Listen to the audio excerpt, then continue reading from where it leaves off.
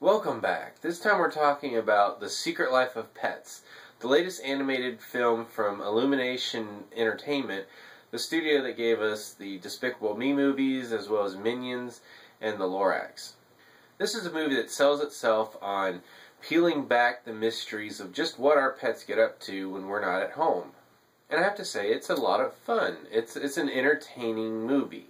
I don't know if it's quite as good as it possibly could have been, because oftentimes it does feel like they took the easy route in most cases when they were given the option of how they were going to tell their story.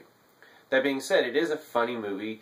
It's an entertaining one, and one that boasts a very strong voice cast, which includes Louis C.K, Eric Stonestreet, Kevin Hart, Jenny Slate, Albert Brooks, and Lake Bell, plus a bunch of others. The story focuses on a small dog named Max, voiced by Louis C.K.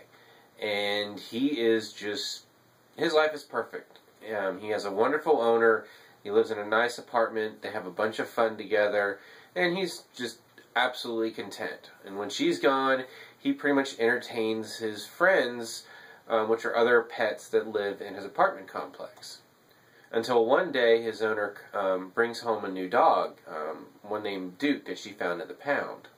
Duke, voiced by Eric Stonestreet, pretty much quickly takes over the apartment. He's a much bigger dog, and because he comes from the pound, Max generally is a little bit afraid of him.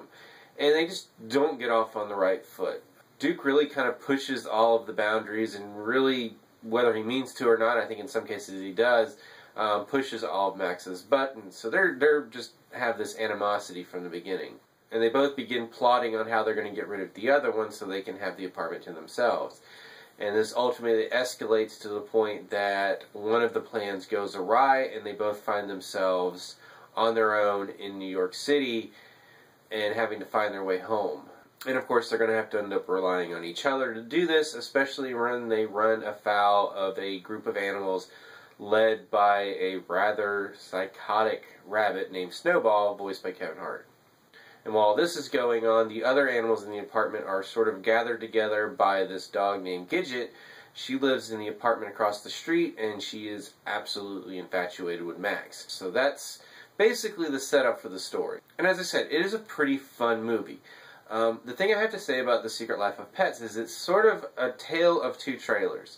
The initial trailer that came out really played up the idea of delving into just what our pets are up to and this whole world behind the world motif, and that seemed terribly interesting, and one that I was really looking forward to. And having seen the movie, that trailer is essentially a trimmed down version of the first few minutes of the movie, as they're sort of again setting things up. The second full trailer that came out set up this plot of Max and Duke and them getting lost in the city and having to find their way home. And frankly, that story did not interest me as much as what was being told in the first trailer. Because it's a pretty standard story. Two people, for whatever reason, don't like each other, bad things happen, they have to rely on each other to solve these problems. It's a story idea that we've seen many times, done many different ways, and this is no different. And it's frankly very predictable. The main plot of the movie is quite predictable. You know going in pretty well how it's going to end, with a few exceptions here or there, like in anything. But the main core of the story is something that we've seen many times before.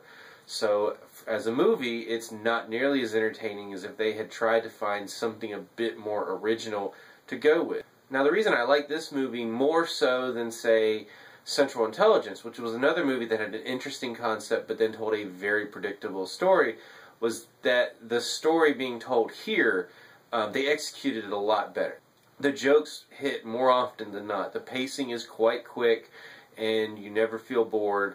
Where I would say they could have done a better job, if this was the story they were going to tell, is that there's a number of side plots that get introduced along the way that either don't go anywhere or never really get the development necessary to get the emotional impact that it appears they were trying to get for it.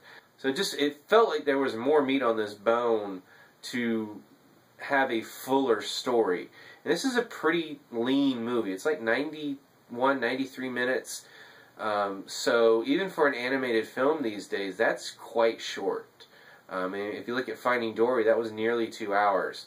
So they could have put some more story elements, or better develop some of these story elements, and it would not have been an overly long film. There was room for that to happen, and it really doesn't. And the other thing I would say about the story is, again, that idea of kind of peeling back this world of pets. You know, it starts off pretty grounded. It's, you know, you have Max. He's very naive to the world. You know, he doesn't know where his owner goes every day. Just knows that she comes back at night. And as the movie gets further and further into this adventure, it gets more and more over the top, to the point that it's just like, it's absolute insanity by the time we get to the final confrontation at the end. And it doesn't feel like we're in the same movie at the end that we were at the beginning. Again, it's highly entertaining. There are some really good moments, good jokes. What really kind of sells this is the voice cast. They are phenomenal in this, because a lot of the jokes do come from the dialogue. You can tell they're having fun with it. So this is not a perfect film. This is an entertaining film that I really feel could have been a better one if they had put a little bit more time into either coming up with a more original story to tell, or better developing the story that they did decide to tell.